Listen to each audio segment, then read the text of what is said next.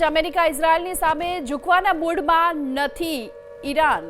તો ઈરાન હાલ ઝૂકવાના મૂડમાં ન હોવાની વાત સામે આવી રહી છે, કારણ કે ખામેનેઈના સલાહકાર એ બોલ્યા કે અમે નહીં કરીએ વાતચીત, લાંબી લડાઈ માટે અમે તૈયાર છીએ. ઈરાન તરફથી હાલ તો આ નિવેદન આવ્યું છે. અમેરિકા પર ભરોસો ન હોવાની વાત ઈરાન તરફથી કરવામાં આવી રહી છે.